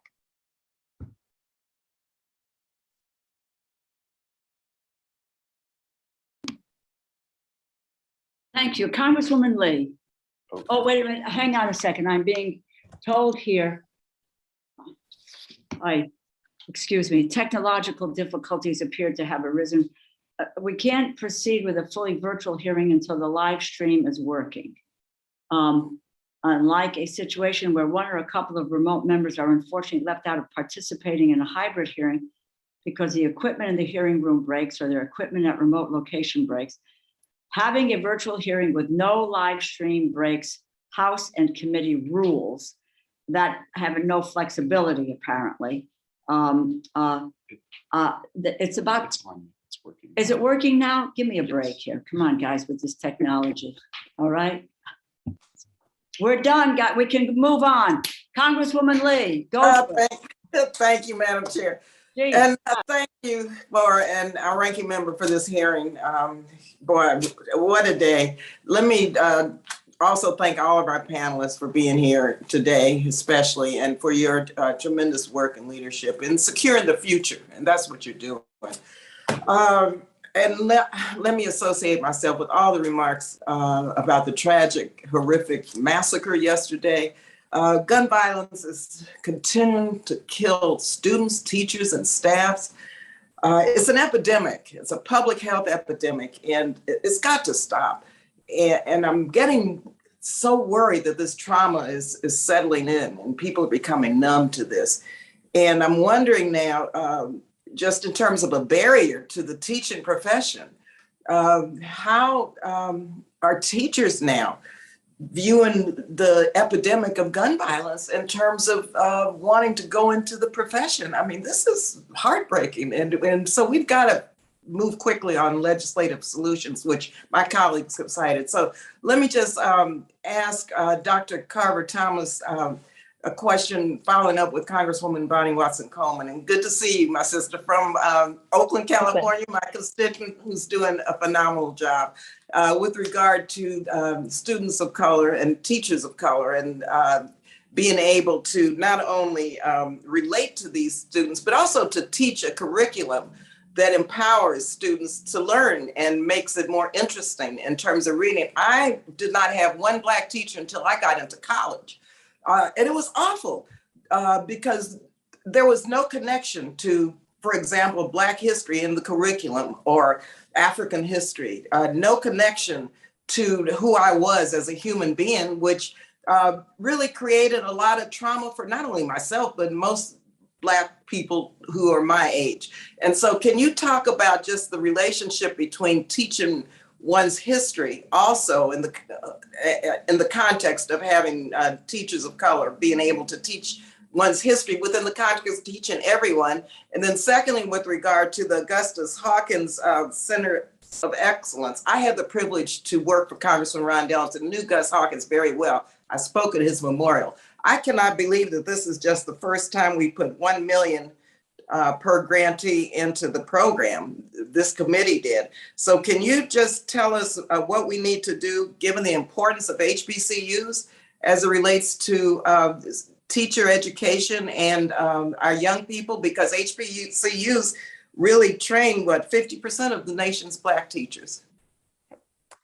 Thank you, Representative Lee.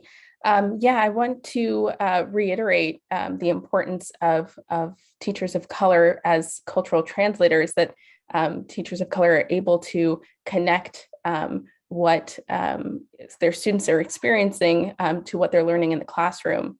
And that's important. We see from other research the importance of culturally responsive pedagogy, or essentially just connecting students' experience to new information that they might learn that has an impact on students' ability to achieve. And we see that borne out in the research that those practices lead to better academic outcomes for students, which can go a long way toward addressing some of the longstanding disparities in student opportunities and outcomes that we've seen for decades. And HBCUs and also tribal colleges and universities and other minority serving institutions play an important role in developing teachers who will go into classrooms and serve that important role. And as you mentioned, HBCUs disproportionately prepare teachers of color. They're preparing more teachers of color than, by proportion than other kinds of institutions. And so it's incredibly important that they have the resources they need to be able to create high quality programs like residencies and other kinds of high quality teacher preparation programs that offer the kind of rigorous coursework, closely aligned clinical practice in schools, mentoring from expert mentor teachers, and that experience in the kinds of schools where teachers will ultimately teach. Teachers of color are more likely to teach in schools serving mostly students of color. And it's important that they're able to have the experience teaching in those settings so that they feel confident and well prepared when they enter the classroom and more likely to stay for the long haul. Can I ask Brandy real quickly before my time is up to comment on the gun violence and how that's affecting teachers, young people entering into the teaching profession? So thank you, Congresswoman. Look, all morning long, as you can imagine, my phone has been ringing off the hook. What can we do? How do we move through this? So teachers across the country are thinking about two things at the same time. Number one, they're thinking about grandmothers in Buffalo and kids in Texas. Number two, they're thinking about grandmothers in Buffalo and kids in Texas. And then number three, they're thinking about how do we create a safe, welcoming environment for all of us. That's why I lean into in this hearing the whole issue about community schools and wrapping around services. Schools are relational. If we create the trust and reconnect in terms of relationships, particularly in a post-COVID era, that's going to be really, really helpful.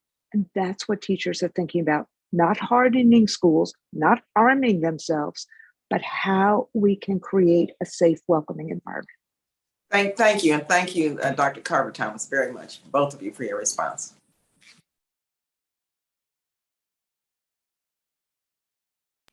Ms. Frankel.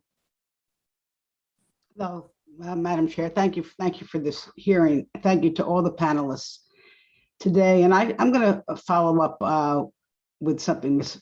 Weingarten just said.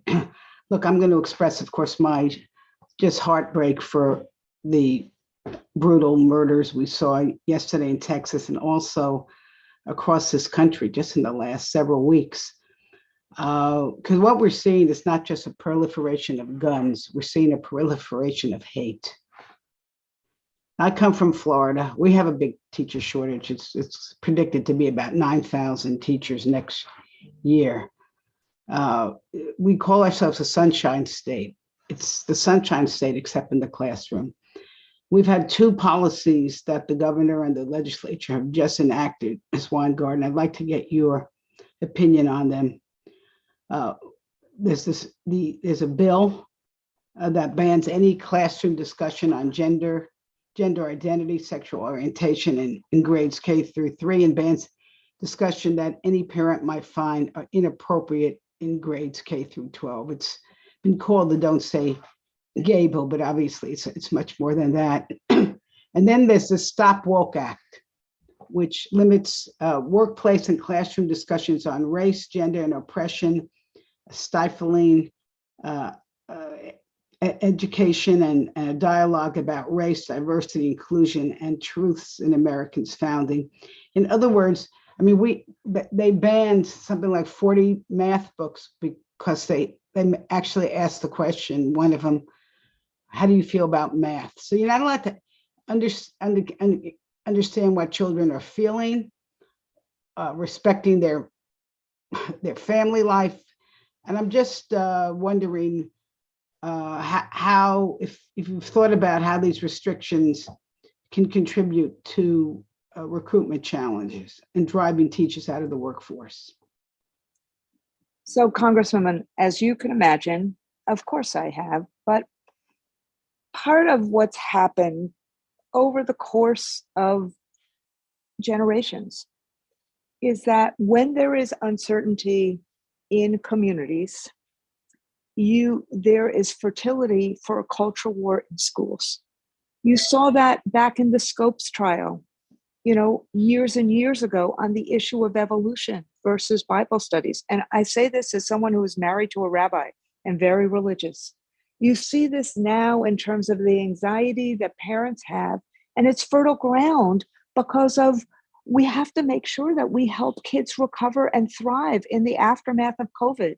It's the aftermath of COVID, as opposed to all the other things. We all tried to do the best we could. In fact, parents get this. The last NPR poll showed that 88% of parents thought that teachers did the best they could.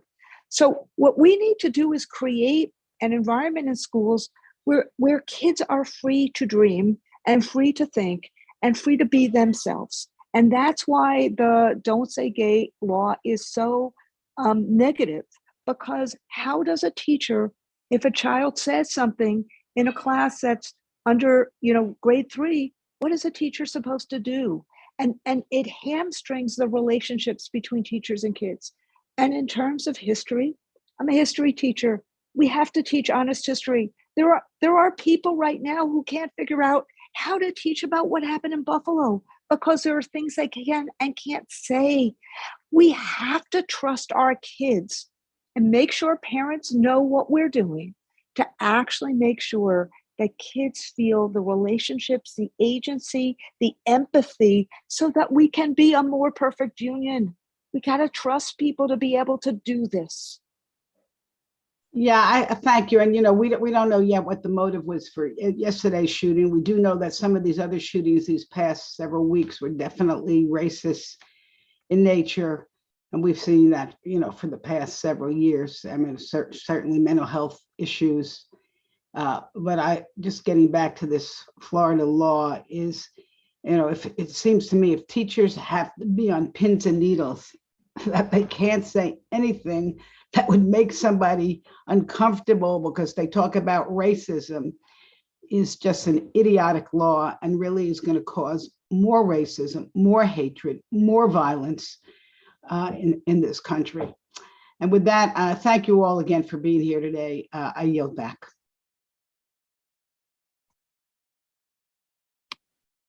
Thank you. We are going to be able to have a second round, and well, determination. I know that Congresswoman Lee is there. Congressman Cole, I believe, is still on. So if there's others, just please let us know. But with that, let me ask, and this is a question to Ms. Weingarten. I'm concerned, and I know you are, and there was a question about parents and teachers and working together earlier. I'm frankly concerned by a lot of the false narratives that are out there by opponents, quite frankly, of public education. Pit educator and parents against each other, make the conditions much more difficult. Now, and there are efforts to scapegoat target teachers, I think are counterproductive. They don't reflect, in my view, but I want to test this, how parents actually feel about their children's teachers in schools. There was recent data from Hart Research that finds that 72% of parents say the school provides excellent or good quality education. 78% endorse the quality and performance of their teacher. And Ms. Weingarten, you represent many members of the communities that are the first responders to the societal issues like poverty, grief, children's mental health challenges. How have you seen parents and teachers working together to support student learning and to support their success?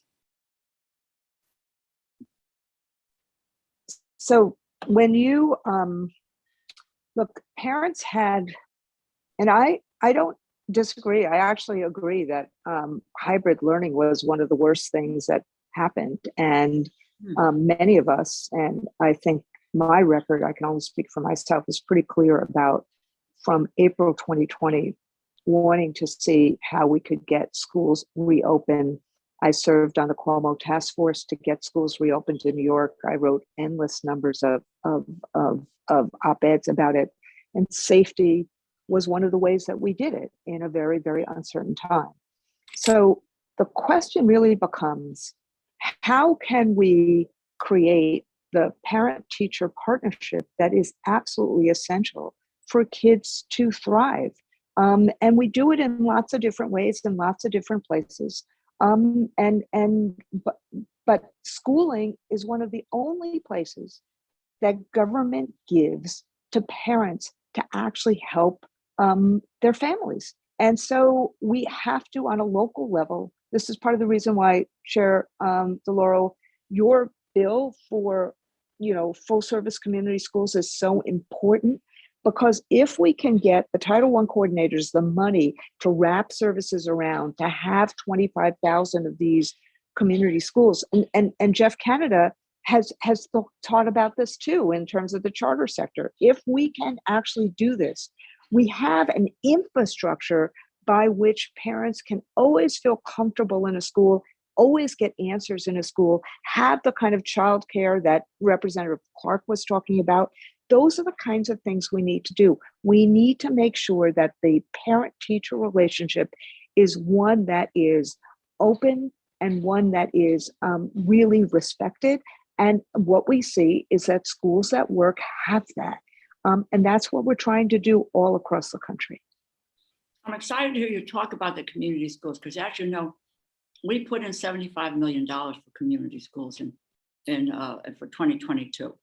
Which is about a $45 million increase. And it is my intention anyway to increase that effort. I volunteered again when I was unemployed in the community school. I watched the school open at 6 a.m., close at 9 or 10 p.m. I watched parents, grandparents, kids interacting with each other, all through the day. And it was an environment in which parents were deeply involved with the with their youngsters and what was happening. So I think we're on a track to move back on that. But the other piece of that as well, if you might just talk about, isn't it true? I mean, elected school boards in this country, aren't parents represented in elected school boards so that they have a role in what is happening in the classroom with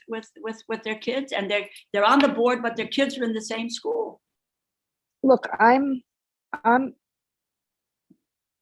big believer in local governance of schools. And, I've worked in many systems. I worked with Mayor Bloomberg, who had mayoral control in New York City. And yes, the two of us actually raised salaries. He's very proud of this, 43% for school teachers. And it did actually hugely reduce the number of uncertified teachers in New York City.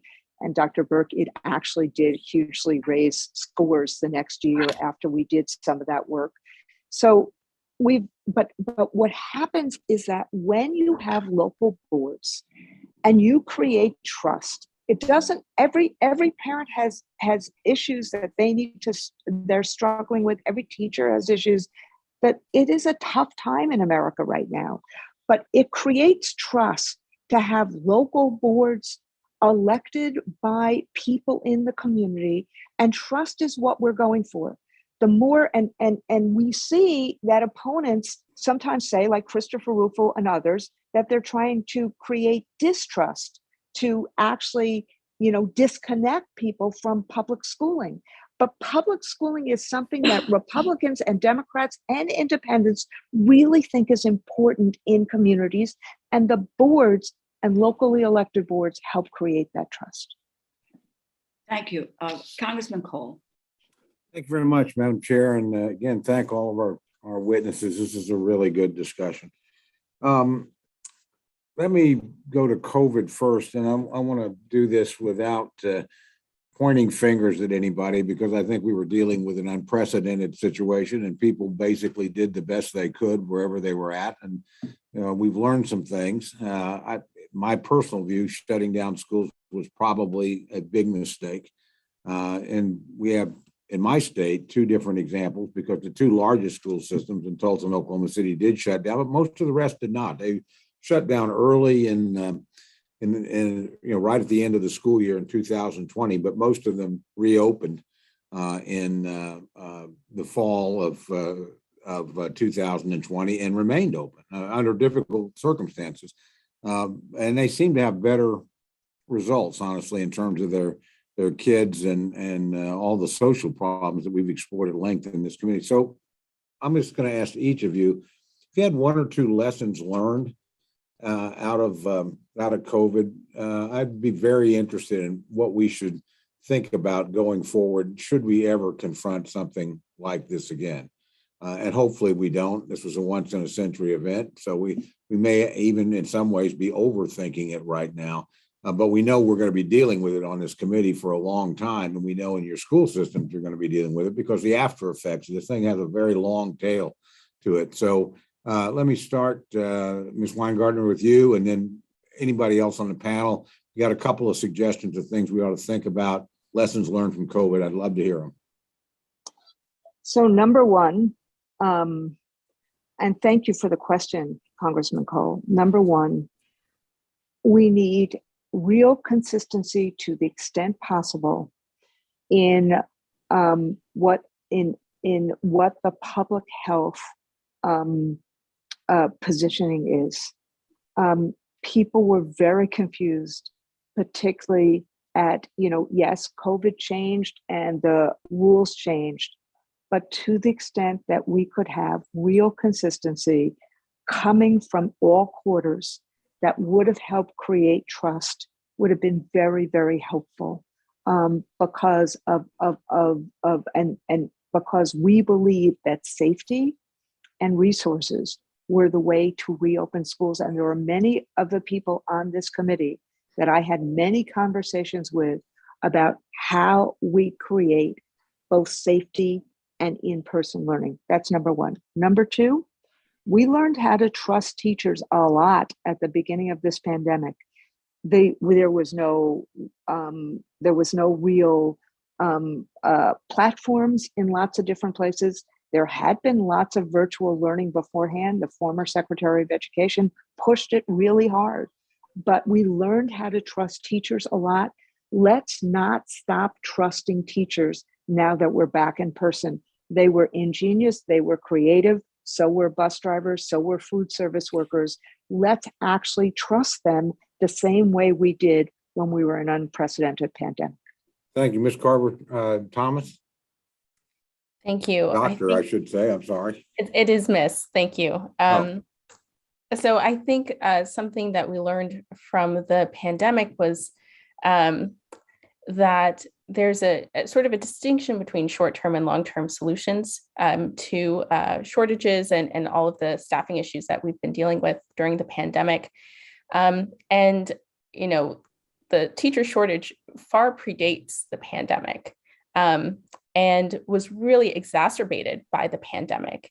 And so I think it's important moving forward to think about what are those long-term solutions that can be enacted now so that we're not looking for short-term solutions when we're in crisis mode that really undercut the ultimate outcomes that we want to see for our students. Thank you very much. Dr. Burke? Thank you, Representative Cole. The number one lesson that we should take away from COVID is that we should fund students and not systems. That was a big part of the reason parents did not have educational continuity for their children, is that dollars go to school districts and not students themselves. And so when schools shut down, they had very few, if any, choices to make sure their children did have access to in-person instruction. And so that's a really important lesson moving forward, is that every single dollar that we spend should go directly to families to allow them to select into learning environments that work for them, reflect their values, and are open for instruction and safe and effective long-term. I'm out of time, but Dr. West, if you could quickly respond. I think the chair is always generous with a gavel. Time, Mr. Cole. Thank you, Mr. Cole. I appreciate that question. I think just to echo what Desiree said, our shortage in special education has been with us for, as long as I've been doing this work, at least 40 years. And like with many situations, COVID exacerbated what was already there. So we were able to really see this, and these long-term solutions are really important. I'd also point out that there are many students with disabilities with significant health conditions for whom a return to school posed a accelerated threat. So I think that's important to think about when we think about these public health kinds of situations. Clearly, it's preferable to be at school in person, delivering something like speech therapy online, or if you need a one-to-one assistant, very challenging to do virtually. Thank you. Thank you very much. And thank you, Madam Chair, for your indulgence on the time. Yield back. Absolutely. Thank you. And Congresswoman Lee. Thank you very much, Madam Chair. Let me just say, I helped found a community school and worked in a community school. It was the Black Panther Party Community School. And these young people, and Ms. Carver Thomas, the history in Oakland, but the kids who went to this community school soared. And for all the reasons we know. They had teachers who cared about them, teachers who looked like them. There was a curriculum that they could relate to. They excelled in math and science and music, and it was unbelievable. And so I think community schools are really, as long as they're public and, I don't support vouchers or any of the privatizing of public schools, but I think community schools really are a very interesting and excellent structure for low-income kids and especially kids of color. And having said that, I actually worked, when I was in the California legislature, I worked a lot, and now in Congress, on suspension and expulsion of Black boys. A couple of years ago, there was a study that was done that like 40% of African-American babies were expelled and suspended from preschool. And then so I wanted to, and we've asked the Department of Education to get a handle around this. And also in California, in the day, kids were kicked out or expelled from public schools because the code was so vague that there were no real guidelines on what to do if there were issues with children. And of course, there were no resources for alternatives in terms of truancy and making sure teachers had a path to, some support system for children that for whatever reason they thought, needed to be expelled. So I'm wondering now, Ms. Carver Thomas, if in California that have we helped tighten that up so kids have and teachers have alternatives so they can teach, and so they don't have to be mental health counselors, so they don't have to be public safety officers. And then secondly, if anyone knows what's happening with these young Black boys in preschool, and are they still being expelled like they were a few years ago? Yes, thank you, Representative Lee, for the question. And there's quite a few different pieces. And the first I'll say is that one of the studies that I mentioned, an LPI study on positive outliers, looked at student outcomes that included things like suspensions and expulsions, disciplinary rates, and showed that teacher certification matters for that. And there's other research showing that when students have more new teachers, novice teachers, they're also more likely to be suspended or expelled or experience these exclusionary disciplinary practices. And so both of those sort of ideas suggest that comprehensive preparation really matters for making sure that teachers are prepared with the instructional strategies that they need to be able to teach without suspending students. We also see that the research shows that when students of color have more teachers of color, they also have fewer rates of suspensions and expulsions and chronic absenteeism. And so it's clear that there are instructional practices that make a difference. And having that access to comprehensive preparation really matters for students' experiences in the classroom. I couldn't speak to the preschool rates of suspensions. It's troubling, but I will say that preparation can make a difference as far as we know. Randy, can you or Jane or Ms. anybody can respond to that issue with regard to little Black boys, Black babies? Just a quick point on that. We do know that students with disabilities and students of color are disproportionately suspended from school and have disproportionately experienced this rejection from school that does not help them advance. We also know that students of color are disproportionately included in special education, particularly Black boys. And it goes back to the skill and expertise of the educators being able to work with them in a research-based way in their knowledge. Ms. Weingarten? It's a problem, Congresswoman Lee, and it's part of why data is collected to make sure that that we change this. And one of the ways of doing that is all the restorative justice programs, plus the plus ensuring, as Dr. West just said, that people actually are trained to meet the needs in a culturally competent way of all kids. And it's kind of why we're, getting at it in a lot of different ways. How do you have more diverse teaching staff? How do you actually deal with all issues? How do you create more playtime in schools? How do you make sure that teachers are prepared? Thank you, Ms. Burke. Would you like to respond? I don't have any hard data to respond to you, Representative Lee, but we do know that when you control for behavior, that some of those differences do shrink, but I don't have hard numbers that are current. Okay. Thank you. Thank you, Madam Chair. Very important hearing. Again, the day after such a tragedy, it's kind of overwhelming to be here with all of you. And you've lifted our spirits and know that remind us how much work we have to do, but we've got to stop the violence, the gun violence on campuses. I would just say, Congresswoman Lee, I think Yale Child Study Center has done a lot of work in this area. Dr. Gilliam has worked on this, or to put you in touch with them about what they have found in terms of research and data of what is happening to preschool youngsters, et cetera, and expulsions. We at one point did a briefing on that issue, and it may be that we can work on something like that again. So and have. I'd like to do that. But we've got to get this under control, because we've written a lot into our approach bills, direction, appropriations, language to address this report. Haven't gotten many reports back from the Department of Education. I mean, this goes back 10 years, and I've been working on this here. So that would be very helpful. And maybe from this point on, we can get a good grasp on what we need to do. Thank you, Madam Chair. Thank you. Let me ask Congressman Cole, Tom, if you want to make any closing remarks, and then I will wrap up.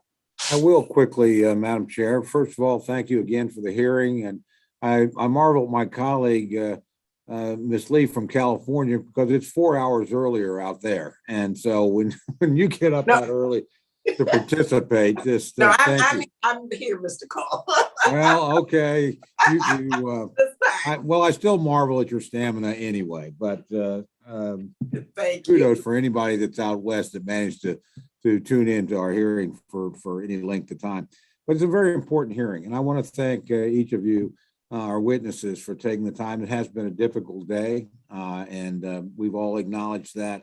But like my friend from California, I appreciate the fact that you do give us some optimism about where we're headed and what our potential is, and without shortchanging any of the problems that we do have. I sometimes think, we try to do too much at the federal level.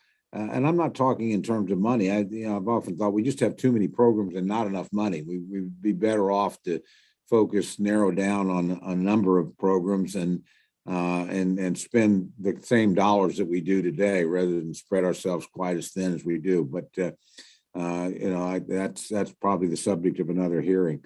And I also do think that we have a larger cultural problem right now that I mentioned in my opening remarks, and I probably should have pursued some of that in questioning, but it's rather amorphous. But I do think the profession has lost a lot of respect, and I regret that. As I said, my son's a public school teacher. When I began my career, it was to be an educator, certainly not to be a politician. I think it's one of the most noble professions that there is. And the fact that we have people literally leaving out of discouragement. I mean, part of that is there's greener pastures and other opportunities, but I think part of it is just exhaustion. And we need to rethink, some of the burdens we put on teachers, and some of the, as Weingarten talked about, just the sheer paperwork which we excel at the federal level. We never give you money for free. We always send a list of requirements and reports and what have you. And that's something we ought to think about ourselves. There is a certain level of trust. You either trust people at the local level to make good decisions, or you don't. And I'm not talking here about normal safeguards in terms of making sure money is not misappropriated. But at the end of the day, I like Ms. Burke's idea of the idea of money following students and empowering students and their families to make choices. There's a lot of merit in that, I think, and it puts the decision-making and the dollars closer together, and that usually works out better, I think, in the long run. But regardless of that, I appreciate everybody's participation. It was a lively discussion. I thank Mr. Pocan, Madam Chair, for suggesting it to you, and I thank you for following up so quickly and giving us this opportunity today. With that, again, I look forward to continuing to work with my friend, the chair, on these issues, and I yield back. Thank you very, very much. I too want to say a thank you to Mr. Pocan. I know he isn't on, but in the course of our last hearing, he suggested this, and And quite honestly, as I said earlier, this is the first hearing that we've had on the shortage of teachers since the pandemic. But